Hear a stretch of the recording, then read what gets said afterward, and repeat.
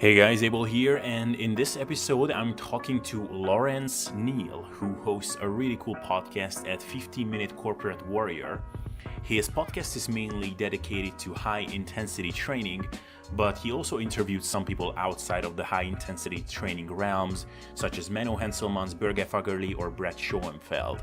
In this particular episode, we mainly talked about the art of podcasting, becoming the best podcast host you can be, and the surprising challenges that a podcaster faces. We also talked about productivity and whether the success philosophies of Gary Vaynerchuk or Tim Ferriss are more appropriate for a content producer. All in all, I really enjoyed this interview, and I'm sure you will too. Before we get into this episode though, I just quickly want to tell you that some really exciting stuff are happening in sustainable self-development land as of recent times, and as of lately, the Sustainable Self-Development Group has been brought to life more than ever. We have over 1,000 awesome members and have daily discussions over some of the most interesting nutrition and training concepts.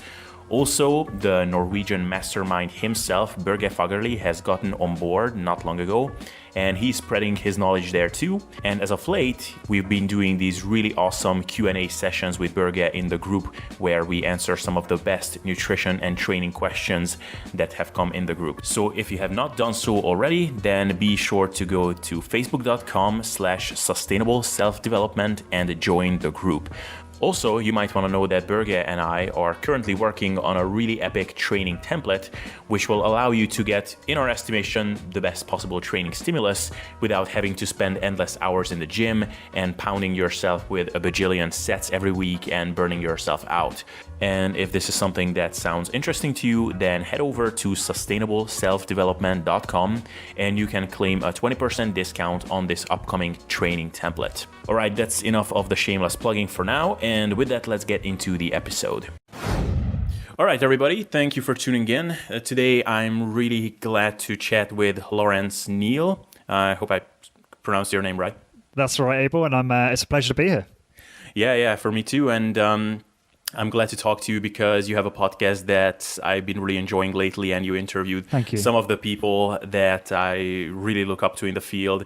And I really intrigued also by your podcasting style and the way you ask questions. And you seem like one of those few podcasting hosts who actually seem to be genuinely interested in what their guests have to say, which is so refreshing to hear because podcasting is kind of becoming a commodity these days. A lot of people are doing it, and a lot of people, I wouldn't say are doing it for the wrong reasons. They could be doing it for the right reasons, but their overly sort of business-oriented approach really comes through their style, and you seem like you're really actually enjoying podcasting for what it is, besides, I guess, it also being a business for you. But yeah, so props to you. No, thank you so much. That's such a massive compliment to me, and I really appreciate it, Abel. That's really nice to hear. No, absolutely. And maybe just let's start there. So when did you exactly start your podcast, and kind of what was the first thing that inspired you to start your website and inviting guests to your podcast? So I'd been kind of dabbling in different online businesses like blogs and affiliate marketing and stuff like that. I never had a lot of success. I kind of defaulted to the health and fitness industry because that was my interest. And, you know, it made sense to me to develop a business in my passion. And how the kind of podcast started was I read a book called Body by Science, written by Dr. Doug McGuff. And Doug is from the kind of high intensity strength training community. And the book really changed the way I thought about exercise and nutrition. It challenged a lot of my mindset and sort of preconceived notions. And I started putting it into practice and seeing great results, and just thought, you know, there's something to this, and it made sense and it worked for me. And I just got absolutely... I just became fascinated in learning more about this way of exercising, and that led me down a whole rabbit hole. And I thought, you know what, I think I was inspired to first. This is funny. I've told this story a few times, and it always changes because you remember new things about it. So I'm trying to be as consistent as I can be. But I think I actually was first inspired by Brian Rose, who's the host of London Real, which is a podcast in London in the UK. And he interviews anyone really who's achieved anything, whether it be business, philanthropy, health and fitness, anything. But he's a very, very good interviewer. And I was really inspired by him. So I very much copied his format when I first approached Dr. Doug McGuff. And my reason for approaching Doug was I read Body by Science, but I was skeptical of a few things and I had so many follow-up questions. And I really wanted to learn more about this way of exercising. So I asked him for an interview, and I never really expected to get a response. And Doug, being the kind person that he is, and very generous with his time, gave me the opportunity, and I enjoyed it so much. I learned so much talking to him, and back to your initial point about the way I come across when I interview people, that's very much driven by a real genuine curiosity. I really want to learn from the people I'm speaking to. I'm typically trying to solve my own problems and trying to understand more about things I don't know much about, genuinely. I mean, there are exceptions to that. Sure, I've done interviews that I found perhaps less enjoyable, or maybe I was in the wrong frame of mind when I did them. And to the very the good listener that may come across, hopefully not, but it may. I think that's normal. If you've been podcasting for a very long period of time, if you've done hundreds, then eventually you're going to have one or two where maybe they just don't go great, and that's fine. But for the most part, I really try and bring that genuine curiosity to the podcast. And to go back to the original question, how did this all start? Well, that's kind of how it started in terms of the podcast. And it was really driven by a passion. Sure, in the back of my mind, I always had this kind of view, okay, maybe this will build an audience and eventually I could turn it into a business and monetize that audience and so on. But it was more so driven by the curiosity and the passion. And I do think that that's important when you're trying to start a business. If you're just doing it for the money, I mean, you probably know this all too well, Abel, it's hardly sustainable if you don't have that real interest and passion for the subject. And it was the first thing I did where I suddenly got a great deal of traction with a niche community. I was building up that kind of 1,000 true fan target market, and it was really resonating with people. And I could see how podcasting was taking off, and I could see the opportunity with, and I'm sure you've experienced this, where you have someone on the show who's got a big audience, and if they're kind enough to then share your work with their audience, then you get exposed to a whole new audience. And it's a fantastic way to grow a community and to build your own brand, I suppose. And that's worked very well for me. So hopefully that answers the question. Yeah, no, I know it did. It did. And so you mentioned that you sort of found your own niche with this high intensity training sort of thing. I think this is something that for every content producer that's often the big challenge, to find their own little niche. So did this for you develop? I mean, I guess this is a tough question to answer as a content producer or the name behind the brand, but was this something that developed organically over time, or was there kind of a tipping point when you sensed that, okay, this is an opportunity and this is actually a niche that you could own pretty well? Yeah, great question. So it started off with, I mean, as you may know this, having listened to some of the older episodes, the kind of focus was health, business, and time optimization. So similar to you, self-development or personal development, productivity in all aspects of life. And I decided on that category, that very broad category, which is a problem, and I'll get into that, because that's what I was interested in. And I thought, well, I need to pick a category that's going to sustain my interest. Otherwise, this is going to last. So with that, I started doing interviews outside of the realms of high intensity training. So I was interviewing business owners and digital marketers and all sorts of different people, productivity authors like David Allen, people like that. And as things went on, I was still growing. But then there came a point where I kind of plateaued in terms of downloads.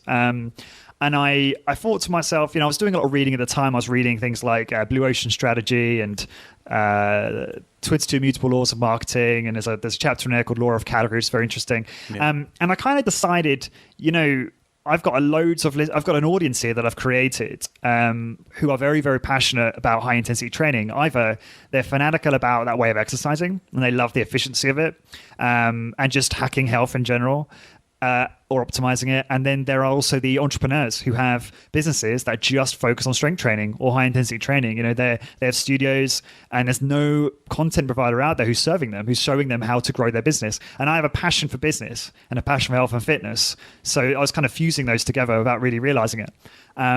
But then I kind of decided with that I would niche down. I was scared because I thought, there are days where I maybe don't want to talk about high intensity training or talk about high intensity training business. And that I thought would be a challenge because I'd get perhaps a little bit burnt out.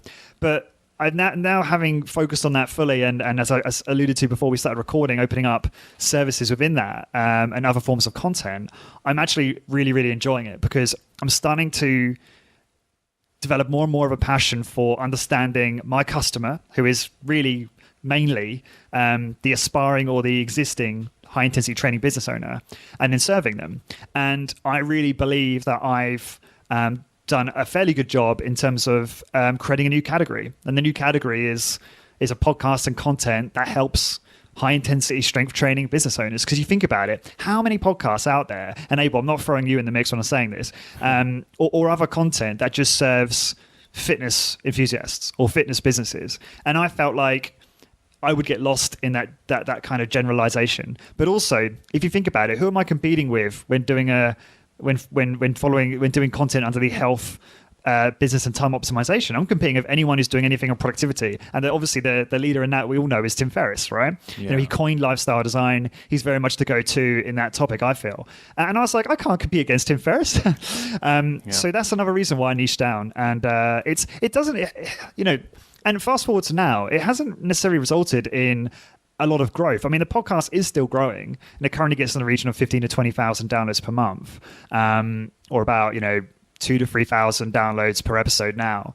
But it's more developing quality content and service for a niche audience. Kevin Kelly's well-known blog post, 1,000 True Fans, is really, really on the money. I think if you can create content and services and products for a very, very niche community that you understand, I think you'll go far. I think it's when we generalize and broaden ourselves out, it's when we struggle to get traction. So I guess, in my view, the important skill to cultivate is the ability to identify your niche market and niche service or product, but then also be able to channel your passion into that and sustain your interest over the long term. Yeah, and your niching is a really good example of actually a really brave move, because many people talk about niching and not generalizing too much, but then they will say something like personal development for smart people or something, which is like, well, yeah, it's a little bit of a niching, but it's not. I mean, it's still pretty broad. I mean, because pretty much who belongs to that? Everybody, pretty much. And yeah, high intensity training for productivity and fitness for high intensity business owners, or? Well, it's actually helping high intensity training business owners. So these are guys and girls who just focus on strength training, and they very much follow the kind of Arthur Jones, Mike Mensa, Dr. Doug McGuff kind of philosophies, or Ken Hutchins I should also throw in there. They follow those principles when they train clients, but they all have obviously very similar business models, right? So it's basically creating content and services that serve them specifically. My stuff's more likely to resonate than a generic fitness business content provider. Does that make sense? Yeah, absolutely. Yeah. It's really interesting. In my journey, I had a couple of moments when I kind of looked up and just realized that I wouldn't say wasting my time, because I was getting a lot of fulfillment from podcasting, but I realized, I'm sure you know the podcast called Sigma Nutrition. Yeah. Yeah. So Sigma Nutrition, of course. Yeah. And I kind of realized that I'm sort of becoming one of those fitness podcasts who is kind of trying to be the little brother of or bastard child of Sigma Nutrition. Like, when I asked my guests who they want to hear on the podcast, they were always submitting these requests for people who were interviewed previously on Sigma Nutrition, and they wanted to hear about the same topics. And I was like, well, I kind of pigeonholed myself into something which I don't really want to do. And like, I'm still kind of working on finding my own, I wouldn't say my own voice exactly, because I do think that I found that, but to sort of find that one specific niche that I want to target. It's an ongoing challenge, and like, props to you that you found it rather early then, I suppose. Well, I will just say, it's not been that easy. Like, I don't want you thinking that I found it early, because actually I really only focused on this niche, I would say sort of 6 months ago is when I fully committed. Because before then I wasn't sure. And for a long, long time, I was trying to find my voice and my niche, and try, and I had a lot of self-doubt. I mean, all of us in this space, entrepreneurs, and those that don't admit it suffer from it. I don't care what they say. Everyone has self-doubt, imposter syndrome, questions what they're doing, all of that stuff. I think it's just who can push through that, I think, is who comes out on top. It is a constant, and I still have challenges now. Like, I still have doubts, and things don't always go my way. So yeah, it's a continuous thing. Yeah, absolutely. And one thing that you kind of mentioned offhandedly there is that some days you don't feel necessarily like talking about high intensity training, and I think this is sort of that's also a balance that I think every content producer is trying to strike after some point, especially after the podcast have gotten some traction and some sort of core audience have been developed, where you're trying to find that balance between letting your creative juices flow and still trying to be on point from a content consistency standpoint. So how do you feel about that? So on the days when, do you have days when you just feel like talking about something completely different on your podcast, or you're just sick of, okay, like, who else did I not interview about high intensity training? Like, come on, like, I just want to talk about, I don't know what, like something completely different. How do you have these sort of internal battles every once in a while? Yeah, and a few points to raise about this. One thing I found very useful is if you notice, I try not to, certainly more recently, certainly in the last kind of 6 months or so, I try not to duplicate content. So if someone wants to come on the show and talk about, and they're another trainer who's been doing high intensity training for a long time and has their own style or whatever, I sometimes find those to be challenging because they're very similar, right? Mm-hmm. The training tips are the same, the story is similar, so that can get monotonous. So what I have developed a real interest in, though, is trying to take something really specific within either exercise or, so I say high intensity training, within that I still cover things like, as you know, nutrition, lifestyle, sleep, things that affect one's overall health. So I will try and go really deep on a specific aspect within that. So for instance, I've got a call today with a good friend of mine who's an entrepreneur within the HIT space called Simon Shawcross. And we're recording a part 2 on how to instruct the perfect high intensity training workout. So it's a very, very specific question and topic. And what I enjoy about that is I really like getting deep on that specific thing.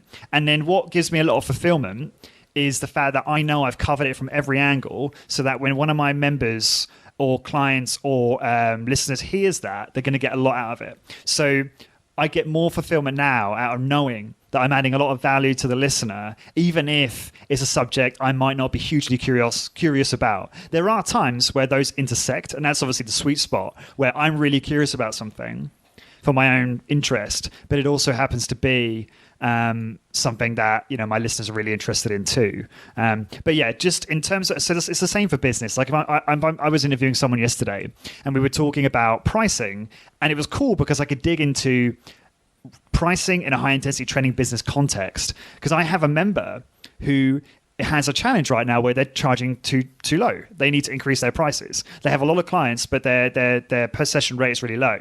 And so he was like, well, how do I do that without losing customers? Like, he wants the details. Like, how do I say it? How do I communicate it? Do I send an email? What increments do I increase to? All these little nuanced bits of that question, right? And so what I had the opportunity to do yesterday was go into that with someone. And I know that person I was talking to the other day, that member, is going to listen to that and go, bingo, got it, I'm going to do that. And that's very satisfying. And when you start getting, and I'm sure you've got that, Abel, when you start getting feedback from people who really find stuff useful, and you start building up an awareness of what your audience needs from you and what they want to learn about, and then you start proactively creating content on that specific stuff until you've created this perfect library and archive of stuff that will answer all these questions, that's quite satisfying in its own right. So that is kind of how I've tackled that challenge, I suppose. Yeah, no, that's really valuable piece of information. And speaking of podcasting challenges, how do you? I think this is also a big challenge for podcasters who are trying to nail down a specific niche and have sort of one core message that they are trying to project out with their content. Is that when they have guests who seemingly preach opposite messages about the same topic, which, I don't think this is, and anybody who is podcasting will know what I'm talking about, because this is really I think, a difficult thing to handle internally when you're going through this as an interviewer, especially in your case, because the high intensity, especially sort of the super slow kind of training, that's a very specific philosophy on training, and it's a pretty, it's dividing the industry. Like there are many people who don't agree with it, and there are people who do agree with it. So like I knew right away when I saw that you're interviewing Menno Henselmans, and I've been following Menno, for example, for a long time, and I know that his approach could not be farther from the high intensity, super slow kind of training.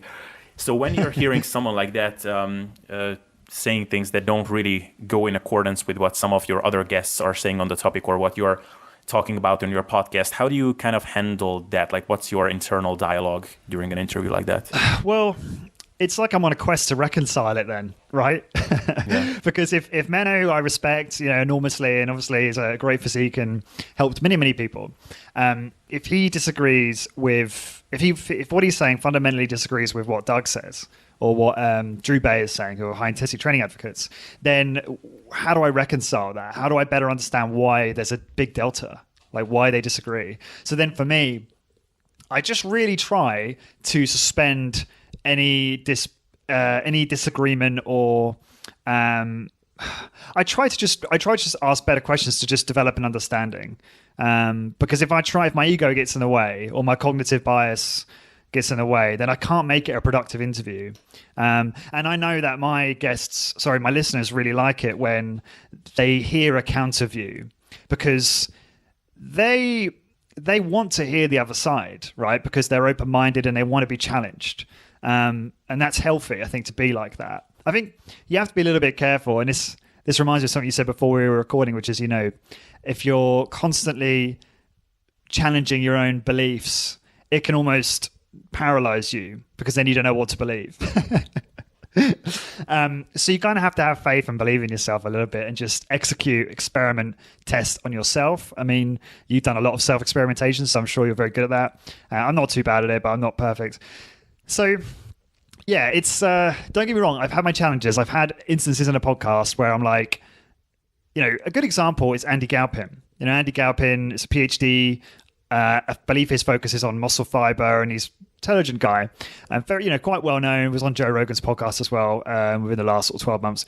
And I really fundamentally disagreed with pretty much everything he said, or a lot of what he said. And I found it really, I found it quite frustrating at times, but because I felt he also, I thought he was a tiny bit disrespectful of some of the people within high intensity training. I don't mind. Obviously, I'm totally happy with skepticism and, appreciate his opinion and respect him and all of that. But just certain things he said, I just thought, a lot of this was offline. It wasn't necessarily on the podcast. I just thought it was a little bit unfair, if I'm honest. But that's fine. That's his opinion. But yeah, I struggle with that. So I don't know if you noticed, but what I did, and this assumes, Abel, that you've listened to my whole catalog, which I'm sure you have not got time to waste to do that. But I did a two-part roundtable with Ryan Hall, Drew Bay, and Skylar Tanner, who are all high intensity training sort of advocates. And I used that opportunity to ask all three of them to review Andy's podcast. And now obviously, they have their own biases, and that's fine. But it was useful to hear their criticisms so that I could learn more about, I guess, both opinions, and try and draw my own conclusion from that. That makes sense. And also on this, I really like something that Mark Andreessen says. He's a famous Silicon Valley entrepreneur, investor, very successful guy. And he's got the saying, which is, what is it? It's something like, strong beliefs loosely held. So have strong beliefs, but when the evidence presents itself, that's, compelling evidence that is substantial, be prepared to change your mind. And that's the best way to be, I think. It's just dangerous when you're too much on the fence, Yeah, absolutely. Have you ever had the challenge of sort of, or have you been concerned at any one point that you're compromising by putting yourself in and this is by the way, this comes from a very personal concern sort of place, which I've had this challenge at one point, and it was really kind of paralyzing me. That I was concerned that by putting myself in the shoe of the interviewer, I'm kind of giving up my role as an independent sort of thinker, or, well, I dare to say authority, too much, because I'm always kind of belittling myself to the people that I'm interviewing. Have you had that kind of concern at any one point? I have. I worry about it all the time. I think it's... do you know what? I don't know what to think on this, because there are times where I know from feedback from my audience that they don't always see me as the expert, because I do very much put myself in the learning chair, right, during the podcast, probably similar to you. And however, at the same time, I also get people come to me who do think I'm an expert and ask for my opinion, and then the third group is people that come to me to ask me about who is the expert or who should I refer them to or whatever when it comes to training consultancy. But I did actually try launching a kind of health and fitness or high intensity training coaching business to help people online or in person with their training challenges and body composition and stuff like that. And I did find that very challenging. And I believe that is mainly because I was more the curator than the expert. Yeah. If you look at someone like Danny Lennon, he's done a great job of positioning himself as an expert. And he's so skilled at coming across open-minded, coming across effectively with his guests in terms of getting great information out of them without ever really losing this position of an expert. And I don't know how he does it. I've had Danny on the show, actually. We didn't really dig into that specifically, but you'd have to ask him how he does that. But I know another podcaster who's also a business coach of mine called James Schramko, who's a very successful entrepreneur. And he's actually very cognizant of this. So when he does podcasts, he will communicate with his guest and with his audience in a way that backs up his credibility as an entrepreneur, so that he doesn't sound like he's a complete newbie. Now, in terms of the tactical side, like how he does that, I couldn't really say, because I'm not an expert myself. But then again, it's a bit of a catch-22, because as you've said to me, Abel, you respect the fact that I'm incredibly open and honest and authentic. So there is reward to be had by being so authentic, right? So, yeah, exactly. So I don't know is the answer. I'm sorry if that's not a very satisfying answer. I don't know if you are sacrificing your position as an expert, if you are being incredibly vulnerable during your interviews, because I think there is so much reward by being vulnerable that outweighs any downside. Because now I think about it, I've had so much good feedback on being vulnerable. And I think there's not enough of that out there. I think if we're just looking at this from a what's best for the world type of perspective, I think we need more podcasters who are just real, Yeah. So I don't know if that's a good answer, but I mean, I'm glad to see that you're having that sort of dilemma somewhat yourself. And for me personally, what helped there is to simply record solo episodes besides the interviews, because I do see some people who I can tell that they are really careful at never positioning themselves as a learner during their podcast. And honestly, I have a hard time listening to their interviews, because it's so annoying or nerve-wracking to listen to it, because they're interrupting their guests all the time. They're not letting them finish their sentences. And when there's a perfect opportunity to ask a follow-up question, instead they're just making their own comments to let the audience know that they're knowing their stuff. And it's really it's frustrating. Frustrating to listen to these podcasts. So I think it's potentially worth that little bit of a trade-off, and then making that up in some other way, because it's just podcasts like yours are just more fun to listen to, and it's a better experience on the listener end. So yeah. Now another question which we were kind of talking about off air is sort of your mentality about growing your business and your online presence. And we were talking about the Gary Vaynerchuk versus Tim Ferriss sort of outlook on this. And you had a great episode. I'll link to it in the show notes so people can check it out, because it was a really cool listen where you basically contrasted their philosophies on business. And kind of Gary V is this, don't think about anything, just grind until your eyes are bleeding and something will come out of it. And Tim Ferriss is very much that, if you're incredibly busy, that's another form of laziness, basically, because you're just working brainlessly. So what is how did you manage to juggle these two philosophies, and at this point, which one is the one that worked out better for you? Such a big question, and I'm gonna do my best to answer this. I guess the short answer would be that I am more on the Tim Ferriss side of things, because I think his approach resonates with me much, much more, because I'm a big advocate of being effective over being efficient. I do think a lot of time gets wasted. I do think a lot of Gary Vaynerchuk's following waste their time with stuff that's perhaps not that important. To be more specific, as I was saying to you before we got recording, there's a wonderful video by Tim Ferriss that you just published on content marketing and vanity metrics, and I'll send you that to put in the show notes if you want to. And what you got to remember is that in a lot of cases, so if we're talking about social media, Gary Vee is very popular of saying you've got to be on all these platforms, you've got to be on Instagram, Twitter, fill in the blank, Snapchat, and you've got to be downloading 5 new apps a day every day and testing I am taking a lot of this out of context. I just want to caveat what I'm saying, because I'm sure Gary says stuff and then he's like, oh yeah, that's actually, if you ask me that in this context, I'd probably say something different. So you always have to take context into account when thinking about this stuff. But anyway, what I really liked about Tim's videos, he talks about how, likes, shares, what are the other metrics? I don't know, claps on social media don't always convert into dollars, they don't always mean anything. If you've got something that's getting loads of likes, if it's not effective in converting someone to a customer or meeting a certain objective, sending them to a certain page, targeting your target market, doing all of that, then it really doesn't matter. It's kind of just noise.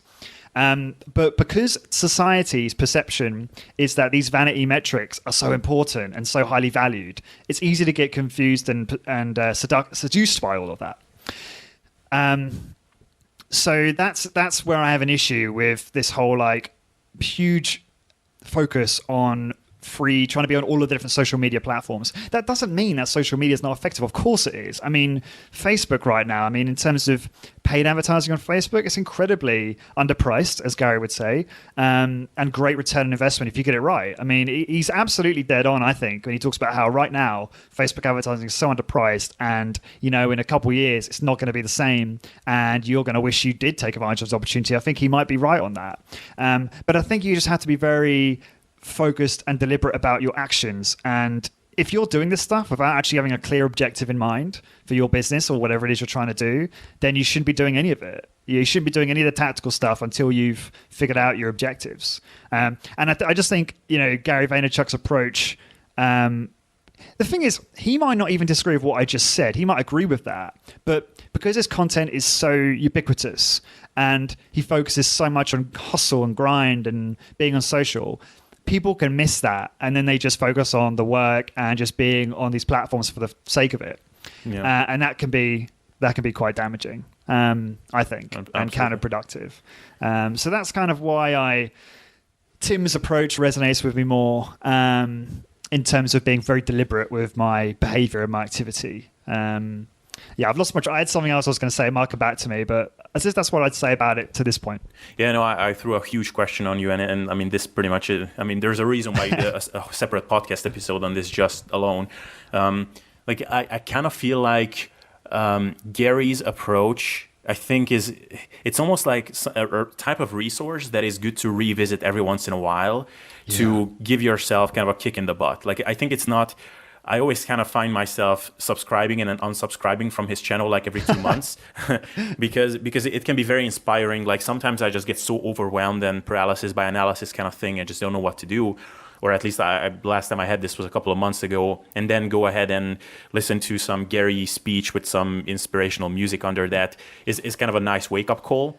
But completely agree. Yeah. But at the same time, I don't think that's something that is a kind of a long-term thing that someone should listen to and kind of get not something, not like a long-term manual for content production, because I almost feel like it's a cop-out. Like it's almost like as if a personal trainer told you to just don't think about how you're gonna train, just go to the gym and lift the weights and just don't care about anything. And it's like, well, yeah, sure, it's better than nothing if someone never worked out at all, but like at some point someone's just gonna injure themselves if they just go to the gym and lift mindlessly, right? That's a really, really good analogy. I think that's spot on. I think that's a really good way of looking at it. If I could just add something I meant to say is, I 100% agree with you. Gary is the perfect place to go, Gary Vaynerchuk's YouTube or podcast, if you want to kick up the arse.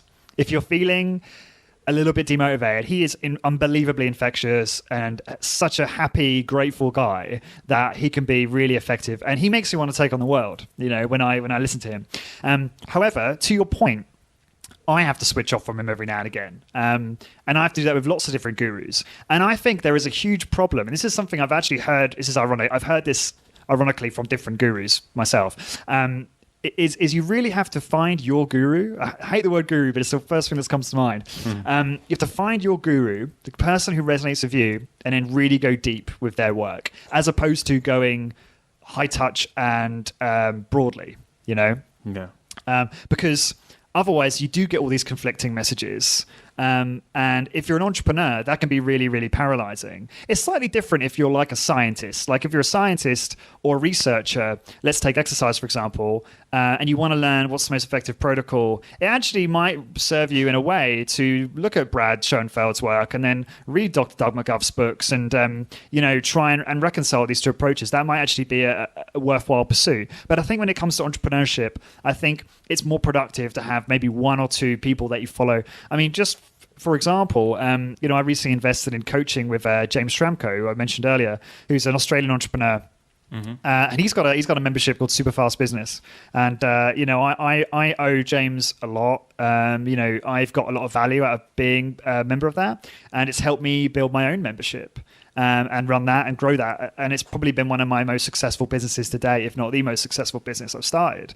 And I've just gone really deep with James's stuff. Every bit of content he's done, he's got on the membership, his content on YouTube, different podcasts he's done. I just really enjoy his perspective. He's very no nonsense. He's proven. I just like his style. It really resonates with me. And so that's been quite good. And whenever I've gone off the mark and started consuming too much of Gary Vee in conjunction, it's not necessarily served me that well. And then I suppose before James, I'm very much a big fan, as you know, of Tim Ferriss, and I follow his work for a very long time, and I've gone very deep on his work. And that's also been equally helpful and beneficial. But now for me personally, I've found that, I'm ready to work with, I've needed a business coach for a while. And this business coach, as I said, really resonates with me. And so I'm going deep in their work at the moment. And that's kind of working better for me. And Abel, I think for you, that might actually work really well for you, figure out, your path going forward, and then maybe consolidate your gurus. Yeah. And can you give me a pitch for Tim Ferriss's work? Like, what is it that, like, there's a couple of sound bites that I really took home from him. For example, don't try to create content for everybody. Just have like one person in mind. And if you can create an awesome resource for them, then that's a win. I think that's a very useful kind of heuristic for myself to keep in mind. But sometimes I lacked kind of specificity in his messaging. Like sometimes I felt like he's talking around, giving specific advice at times, and talks a little bit too much about like morning routines and whatever, boiling pu'er tea or whatever in the morning too much. But like, what were the couple of tips that were really big game changers for you from his work? Yeah, I agree. I'm not a massive fan of all the late night routines and morning routines. That being said, I have taken a few of those things, but when he does a podcast about that stuff, I'm not that interested. Where I've got most of the value from Tim is productivity. 4-hour work week had a huge impact on me. It's the first time I discovered Pareto law, Parkinson's law, if the effective executive, how to think about productivity. So his reiteration of the principles from the effective executive, things like, oh God, it's not how you do, it's what. How am I trying to say this now? It's this emphasis on efficiency rather than effectiveness, and we should be focused on effectiveness. Oh yeah, because that's far more important. just the downsides of busyness and how busyness isn't being productive necessarily. That side of things really is where I've got the most value out of Tim's work. Because I actually read that and I put it into practice in my corporate career in London. And I was earning, 6-figure salary. I was top sales guy, and I was literally getting my most important work done in the first few hours of the morning. And I actually managed to execute on his principles. And I actually talked about that in one of my podcasts in some detail. I have to be careful because I might upset a few people. But it meant that I could put a little bit more time into my blog and my podcast. And so I am a real example of someone who has actually taken the principles from the 4-Hour Workweek, which gets a lot of flack. I mean, a lot of people can't stand that book, right? Yeah. And they don't think it can be done. But I assure you it can. And I've done it. And so for me, that's where I've got a lot of the value. And the 4-Hour Body was big on me as well. I did the slow carb diet for a very long time. I love his focus on elegance and simplicity. He takes something and he just makes it so achievable and easier to be compliant with, and get very good results. He's very good at getting great results with very little inputs, and keeping it very, very simple, which I think when it comes to that, there's no one better on the planet right now, if I'm honest. So that's where I've derived most of the value from Tim, I'd say. Yeah. So, man, I'm really enjoying this. Like, I could really go on for ages of talking about these things because, I love these topics. And since I know that you soon have a hard stop, maybe just let's finish up with like, how does a typical day look like in your life these days? And speaking of getting your most productive work done in a few crucial hours of the day, like how many hard working hours would you say you have in the day when you're accomplishing most of your things these days? Yeah, it's a great question. So my kind of ultimate productivity routine is, again, a template that I really stole from Tim, and I mixed it with something else. So I do the 5-minute journal, and I have a airline pilot like checklist in the morning. Walk the dog, feed the dog, feed the fish, brew coffee, so on. And then I journal, and I will do what I'm grateful for. I do the 5-minute journal routine, and then I will look at all of my to-do list, and I generally pull that from a Google Sheet and from my calendar. And anything that's not scheduled like this is optional, right? Like I would not cancel on you unless there was an emergency. Like you had obviously the emergency before. Hope that's all gone well, by the way, for you. Oh yeah, it is. And so I would not. So this is a commitment that I wouldn't cancel unless something came up that was an emergency. So I don't have to motivate myself to do this.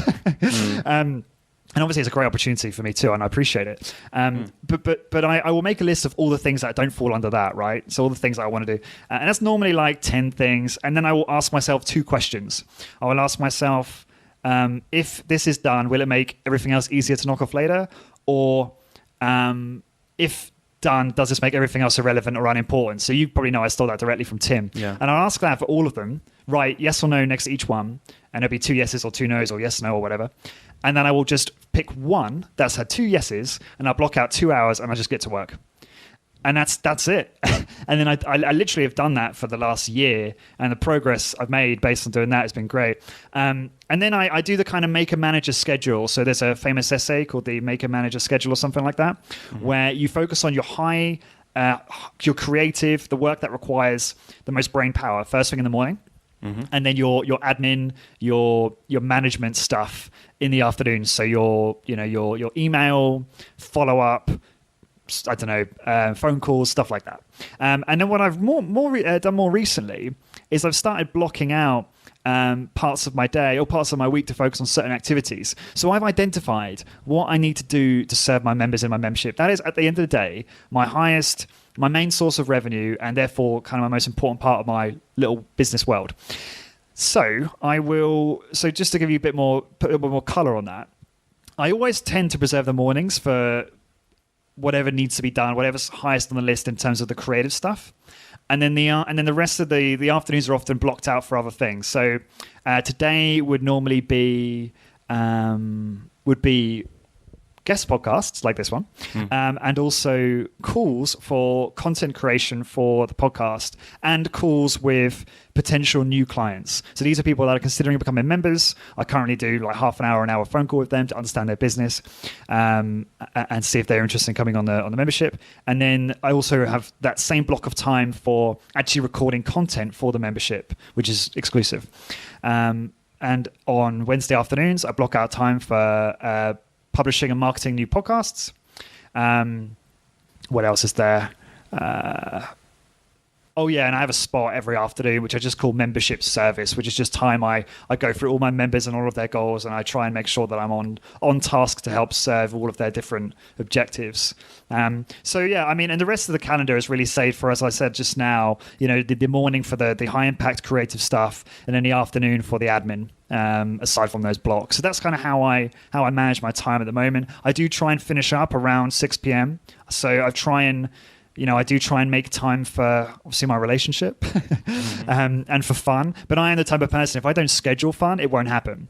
So for instance, tonight, as I'm sure you could guess, I'm going to be watching England versus Colombia, and I can't wait. Oh yeah. And that's at 7, so I've blocked that out in the diary, so that'll be a lot of fun. But quite often, if I don't do that, what's that? Sorry. I'm cheering for England, by the way. Well, that's good. My country can't play football, so I always have to pick a team on the World Cups that I'm cheering for. Well, where are you from? I'm Hungarian by origin, actually. Yeah, I remember now. Yeah. Very good. Cool. Yeah, no, that was awesome. And maybe another time we can also chat about some diet and training and that kind of stuff. But yeah, I really enjoyed this one. So I know you have a hard stop now. So maybe just tell people where they can find you and resources you would like them to check out. Sure. Best place to find me is if you go to corporatewarrior.org, that will redirect you to all of my podcasts. So if you're interested in high intensity strength training or evidence-based exercise and nutrition, and also high intensity training business or even fitness business in general, then hop on over to corporatewarrior.org, and that's where you'll find all of my podcasts, but there's buttons there for learning more about me and contacting me, and happy to get an email through the website as well. So that's probably the best place to find me. Perfect. Awesome. Cool. Lawrence, thank you so much. This was an absolute pleasure. Abel, likewise. And I'm happy to do part 2, and let's connect soon, yeah? All right, guys, hope you enjoyed this episode. And once again, if you haven't checked it out already, be sure to visit the Sustainable Self-Development Facebook group at facebook.com/sustainable self-development. And if you haven't done it already, visit sustainableselfdevelopment.com to be up to date with everything that we've got going on there. All right, thank you for hanging on up until now, and see you in the next episode.